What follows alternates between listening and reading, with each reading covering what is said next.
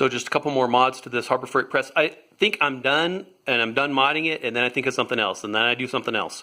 So this is just an ongoing project I found.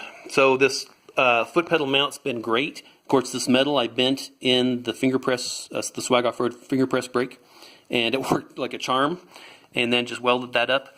And then I realized I'm going to have all these fingers because I'm not using them all the time. Sometimes I want to use one size or the other maybe, right? So what am I going to do with them? So I made this little box on the back here because I started to put it in the front, but I didn't want it in the way of the handle crank, and I started to make it kind of smaller over here, and that probably would have been ideal, just to make it a little bit smaller so the hand crank didn't hit it, and I could put a little box and just make it a little enclosure right here. That was my original plan, but I decided finally just go ahead and put it on the back in case I want to store some extra stuff in it. So this is just a little 16 gauge. This is whatever size the local shop had, and it was just enough to fit inside the brake. And of course I want to make it full length, but I wouldn't have been able to use the brake to make these bends here and here. So in any event, that's what I got just so I could use the brake. It might have been easier just making it a little bit shallower. Maybe with just some angle iron would have been fine to hold these fingers in, but this is what I ended up using. So I bent it here, I stitched it up here, and I ended up stitching it along here. You can see where the heat penetration was there. The welds are on the inside though, right there.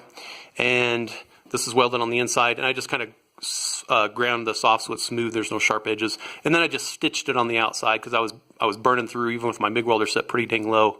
I was worried that it would be a little too flexible right here. But even when I push really, really hard here, it barely flexes. So I think that's enough. If it breaks off, I'll reinforce it. Not too worried. I'm not putting that much weight in it, but there's the fingers. And I'm not a tall guy, so I can stand right here and get a little more height and see inside, see which finger I need.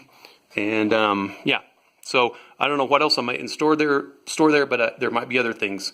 So that's why I made it a little bit bigger.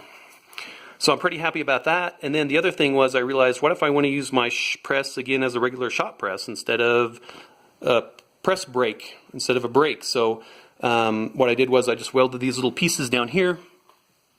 And this is just flat. This is just 1/8 flat. And just weld them along the edge. I ended up grinding it out because the press is, of course, this wide. The press brake is this wide. And it was kind of sitting irregularly, so I ground them off, and now it sits a little more regular. So let's see if I can do this with one hand without breaking anything.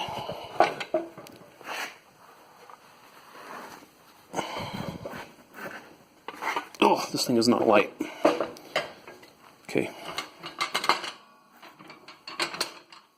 Okay, not too bad. And now that sits down there, gets it out of the way.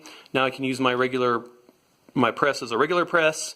And I guess if I was rolling around, I could use these clamps and clamp it on down there, just like I clamp it on up here so it doesn't fall out. And I don't know.